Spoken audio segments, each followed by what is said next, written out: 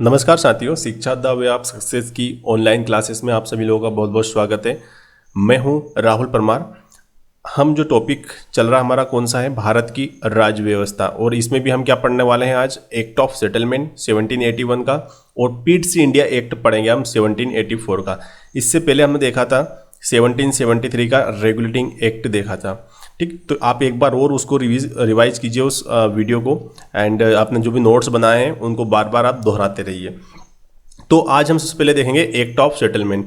तो समझो इस चीज़ को, आपने सबसे पहला जो एक्ट आया था वो 1773 लाया गया था। ठीक है, लेकिन इस एक्ट में कुछ कमियां रह गई थी, या ये एक्ट पूरी तरीके से काम नहीं कर पा रहा था। इसमें जो संशोधन करने के लिए एक्ट ऑफ सेटलमेंट लाया गया 1781 में। ठीक है, ये एक नाम था एक व्यक्ति का, एडमंड बर्ग, इनके सुझाव पर ये लाया गया था एक्ट। अब इस एक्ट की एक सबसे इंपॉर्टेंट पॉइंट जो अपने को याद रखने वाला ये होता है, कौन सा, कि इस बार बंगाल, बिहार और उड़ीसा, इन तीनों के लिए कानून बनाने का अधिकार किसको दे दिया गया, कलकत्ता की सरकार को। या हम ये बोल सकते हैं कि जो कलकत्ता का जो गवर्नर जनरल हुआ करता था, या कलकत्ता का जो एक गवर्नर होता था, वहाँ पर क्या हो, कलकत्ता में क्या होता था, फोर्ट विलियम हुआ करता था, और वहाँ पर बैठता था एक गवर्नर जनरल, जिसे हम क्या बोलते थे, बंगाल का गवर्नर जनरल भी बोलते थे। उसको अब अधिकार दे दिया गया कि वो बंगाल, बिहार और उड़ीसा के लिए भी कानून बनाए। ये इंपॉर्टेंट पॉइंट है, आप बिल्कुल इस पॉइंट को याद रख लो बहुत अच्छे से।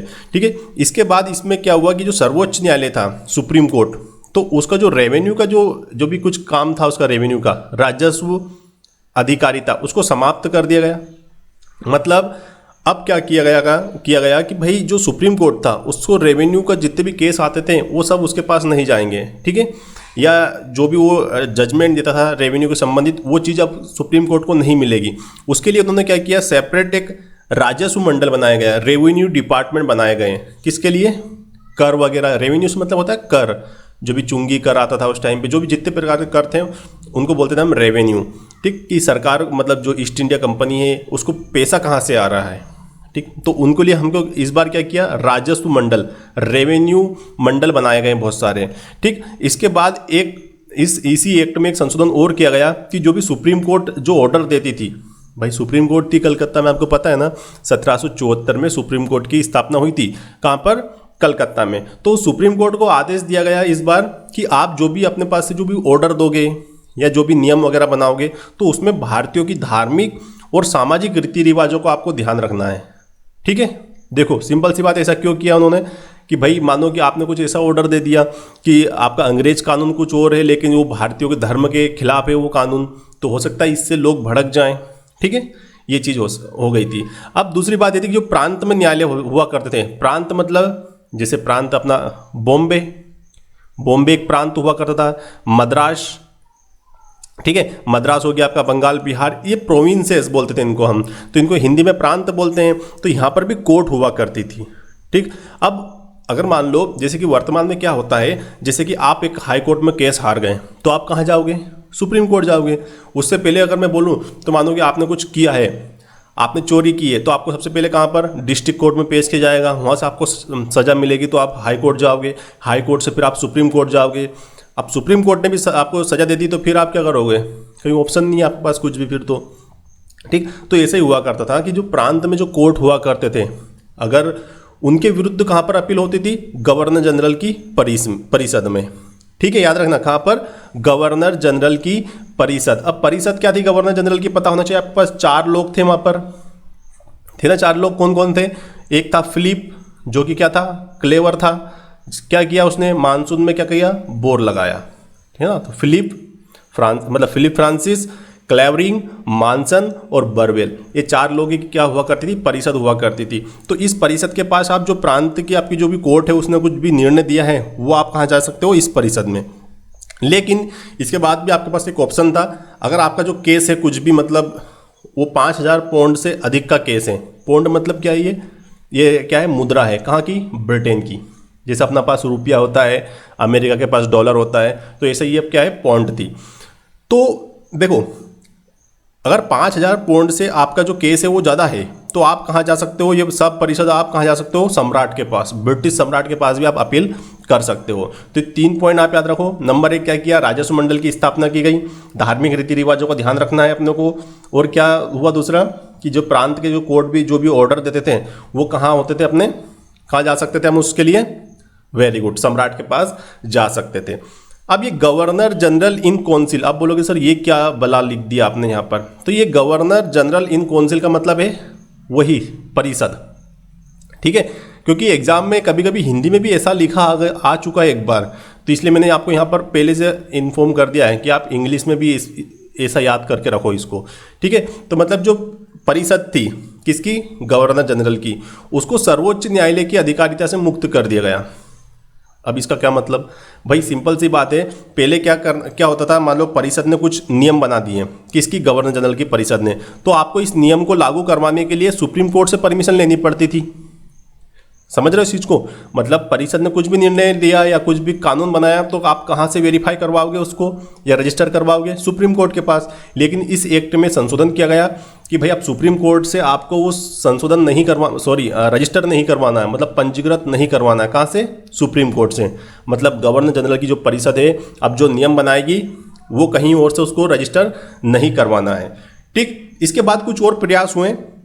अब देखिए 1773 में बहुत सारी खामियां थी उस रेगुलेटिंग एक्ट में, तो 1783 में एक डंडाज अधिनियम आया था। कौन सा, डंडाज अधिनियम। इसके बाद 1783 नवंबर 1783 में फॉक्स का भारतीय विधेयक लाया गया, लेकिन दोनों विधेयक पारित नहीं हुए। ये विधेयक कहाँ पर लाए गए थे, ये बिल जो थे वो कहाँ पर लाए गए थे, ब्रिटेन की पार्लियामेंट में लाए गए थे, लेकिन वहाँ पर पारित नहीं हुए, ठीक है। वहाँ की जो सरकार थी वो इनको पारित नहीं करवा पाई।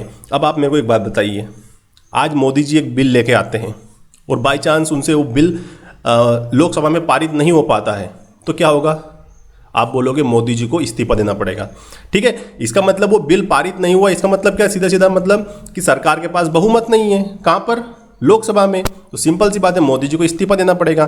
तो यही हुआ ब्रिटेन में उस टाइम पे। फॉक्स, एक आदमी थे फॉक्स, और एक और कौन थे, नॉर्थ, लॉर्ड नॉर्थ, इन दोनों की बहुमत मतलब गठबंधन वाली सरकार थी, दोनों के पास बहुमत नहीं था, इन्होंने क्या किया था, गठबंधन की सरकार बनाई थी।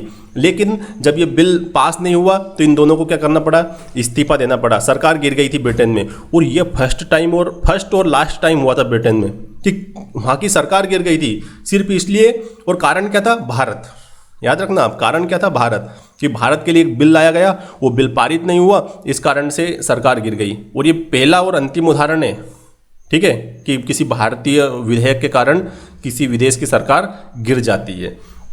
तो ये पूरी की पूरी कहानी किसकी थी, एक्ट ऑफ सेटलमेंट 1781, याद रखना इसका यही नाम है, एक्ट ऑफ सेटलमेंट करके ही आएगा एग्जाम में भी। चलिए इसके बाद हम बात करते हैं 1784 के पिट्स इंडिया एक्ट की।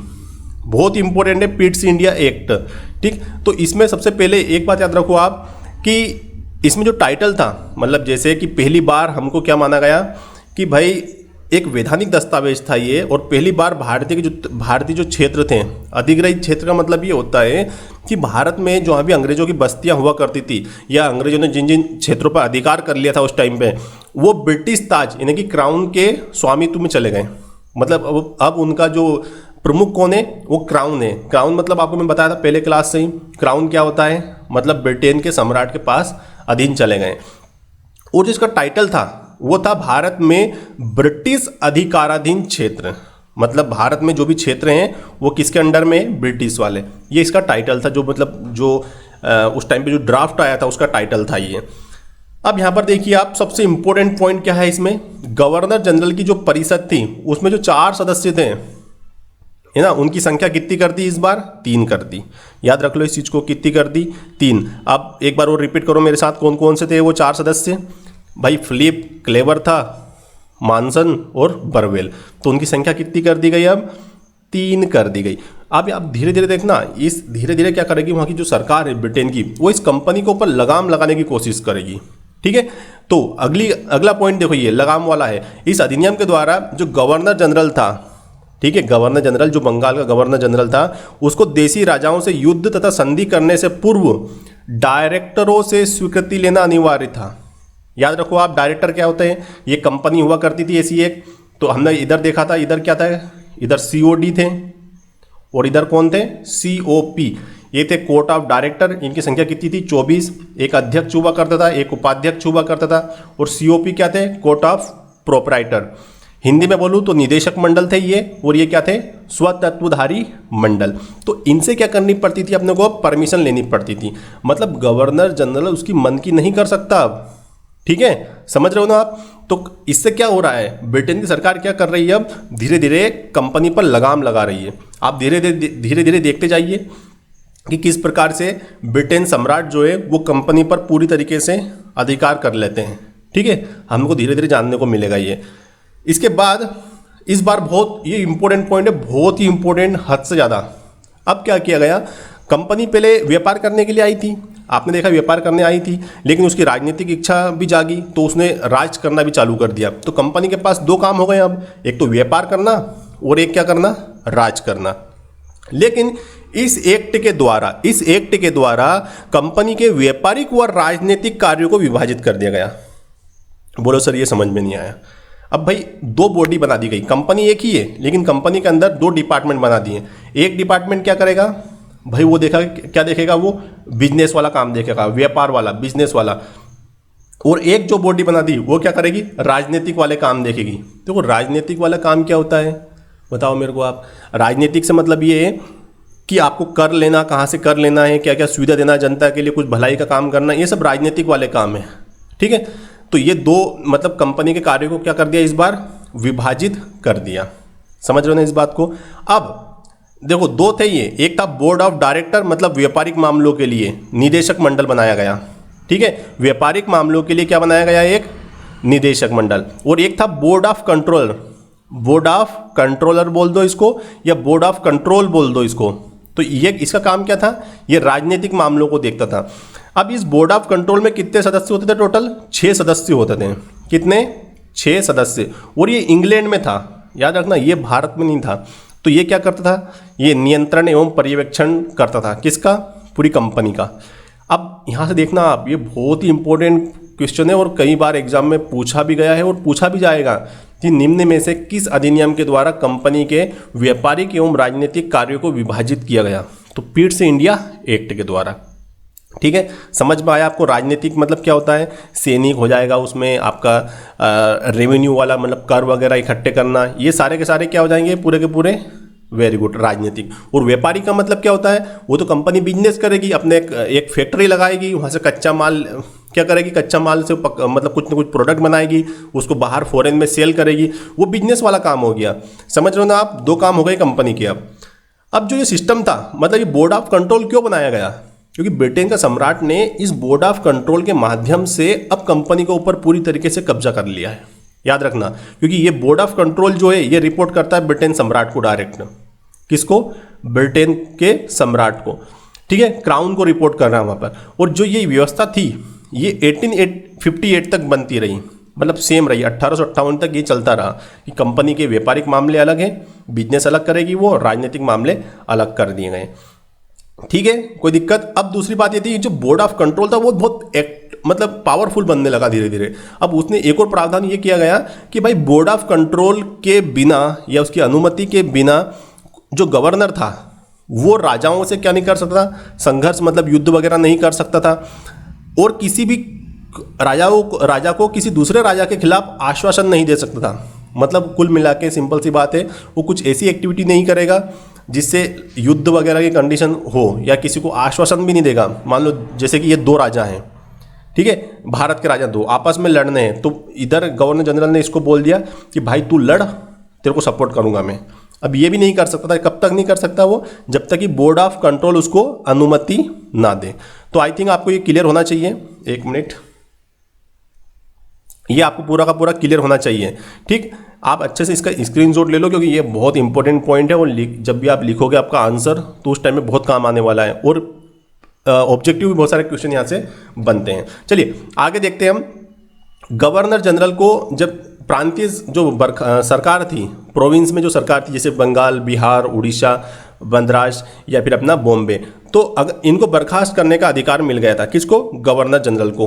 अब ये बर्खास्त किस आधार पर करेगा कि भाई देखो, इससे पहले हमने देखा था कि अगर कोई केंद्रीय कानून है, मानो कि जैसे हमने देखा था कि बम्बई और मद्रास को किसके अधीन कर दिया गया था, गवर्नर जनरल मतलब कलकत्ता के अधीन। अगर वहाँ से कुछ रूल बनाया या बंगाल, बिहार, उड़ीसा जो भी सरकार प्रोविंस सरकार थी वहाँ की, अगर उनके लिए कानून बनाया किसने, कलकत्ता की परिषद ने, अगर वो सरकार वहाँ की पालन नहीं करवा पा रही है तो गवर्नर जनरल उस प्रांतीय सरकार को बर्खास्त कर सकता था।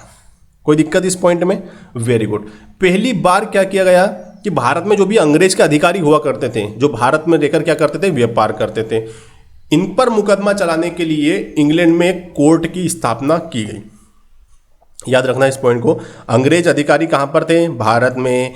इनके ऊपर मान लो ये भी कुछ इलीगल एक्टिविटी करेंगे, जैसे हमने देखा था लॉर्ड क्लाइव के ऊपर भी मुकदमा चलाया गया था ब्रिटेन में। याद रखना, सबसे पहला अंग्रेज अधिकारी था लॉर्ड क्लाइव जिसके ऊपर मुकदमा चला था। ठीक है, तो इनको मुकदमा चलाने के लिए वहां पर एक स्पेशल कोर्ट बनाया गया। ठीक। दूसरी बात 1773 में भी ये बोला गया था कि उपहार लेने पर प्रतिबंध लेकिन लागू नहीं हो पा रहा था, तो इस बार फिर से उपहार लेने पर प्रतिबंध लगाने के लिए इस कानून में लिखा गया। ठीक है, कोई दिक्कत यहाँ तक के लिए? तो ये पूरा का पूरा लेक्चर था आज का, जिसमें हमने कुछ इंपॉर्टेंट पॉइंट डिस्कस किए। अब धीरे धीरे हमारा लेक्चर और इंटरेस्टिंग बनता जाएगा। याद रखना आप, मैं धीरे धीरे बहुत अच्छे तरीके से आपको कोशिश कर रहा हूँ समझाने की। धीरे धीरे और इंटरेस्टिंग बनती जाएगी कहानी। ठीक। अब यहाँ पर इंपॉर्टेंट ये है कि मैं फैक्ट लेने की कोशिश कर रहा हूँ आपको समझाने की, फैक्ट के माध्यम से। ठीक है। अब आप बोलोगे कि सर छोटे छोटे लेक्चर क्यों बना रहे हो आप, एक साथ पढ़ा भी तो सकते हो, लेकिन मेरा उद्देश्य ये कि आपका मेंस और प्री दोनों एक साथ कवर हो यहाँ से। ठीक, क्योंकि फैक्ट की जरूरत पड़ती है फ्री क्लियर करने के लिए। हमको स्टोरी टेलिंग नहीं करना, आपको पूरी स्टोरी पता रहेगी जब, लेकिन स्टोरी हमको एग्जाम में लिख नहीं सकते जब तक कि हमारे पास कुछ फैक्ट ना हो इंटरेस्टिंग वाले हाईलाइट करने के लिए। ठीक है, तो ये पूरा का पूरा लेक्चर था। आई होप आपको पसंद आया होगा और मिलते हैं नेक्स्ट वीडियो में। तब तक के लिए जय हिंद, जय भारत।